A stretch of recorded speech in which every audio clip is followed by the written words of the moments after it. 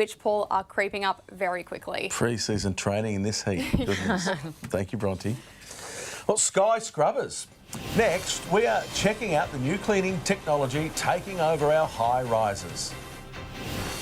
And plenty of blue sky across the city today after a bit of a summer scorcher. Southeasterly winds could push some showers in though. I'll have all the details, the full forecast coming up next. 9 Gold Coast News, brought to you by Gem Life Gold Coast. Resort style living for the over 50s. Experience the Gem Life difference. 9 Gold Coast News Weather Report, proudly brought to you by Skyring.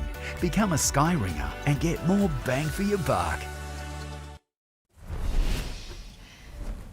Drones are becoming more and more common. Now they're even being used to wash our buildings. Tonight, we show you how the new technology works, promising to be a faster and safer way of keeping our city clean.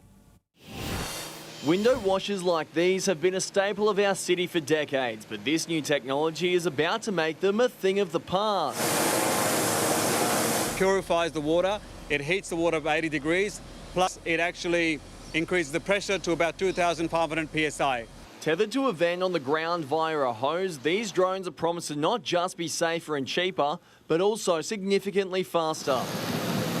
Could almost be, half the time of what the ropes could do. Sometimes it's even about 80% quicker. The drones are currently approved for cleaning up to 120 metres, but it won't be long before we see them cleaning our city skyscrapers too. If we go higher than 120, we would like to tether from the roof so we can go as high as one of the tallest buildings in Australia. For now, the drones are flown by trained pilots like these guys, but it's possible they could be controlled by AI in just 12 months' time. The next progression, using them to paint the buildings too. It will just be the way of the future. Jacob Funk, 9 Gold Coast News. What do they think of next? Newsreaders. Probably. Well, let's catch up now with Melissa Downs for all the big and breaking news from right across Queensland. Thanks, Eva and Paul. Coming up in just a few minutes, major exclusive. Only 9 News is there as police pounce on suspects linked to the murder of an Ipswich grandmother. Plus, the shattered family of the 70-year-old speaks exclusively to 9. Are interest rates about to be slashed? Our special finance report. Exclusive, Anastasia Palaszczuk injured in a freak accident. Only 9 News has the video. New details on the controversial call to ban bikinis on the Gold Coast. Plus, an urgent health warning about weight loss drug Ozempic. All of those stories, plus the rest of today's breaking news, coming up right after your local weather. See you then. We'll catch you then. Thank you, Melissa. Now for your full weather forecast. Here is Luke. Luke, warm one today. Tell us, how is it shaping tomorrow? Tomorrow, Eva, more of the same. Yeah, another warm one across the city. Those temperatures this morning, a little bit deceiving. Have a look at the Sky Point weather cam from today. A little bit of cloud to begin with, but the temperature, the feels like temp was up to 30 degrees by 6:30 this morning. We hit our max at 10:30. It has been a warm one. If you look at those flyover temps from across the city today, up around 30 degrees along the coast, slightly warmer in the west. Hang in there if you're not a fan of the heat, though. There is a cool change on the way, as well as some showers. I'll show you that in just a moment. If we have a look at today's, what it is right now, still 27 degrees here in Surfers Paradise.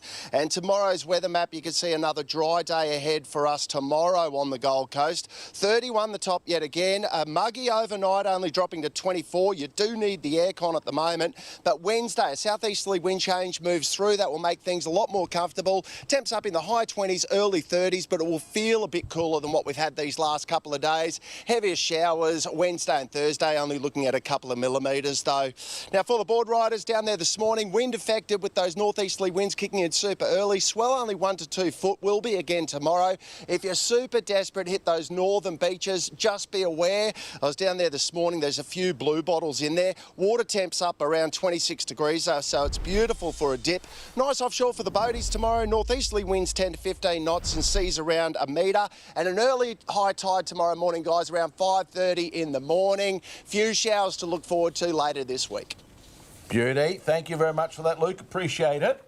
Now that is your local news for this Friday. We do love to hear stories. To get in contact, just visit the 9 News Gold Coast Facebook page. Here is Andrew and Melissa. We'll catch you again tomorrow. Good night. Good night.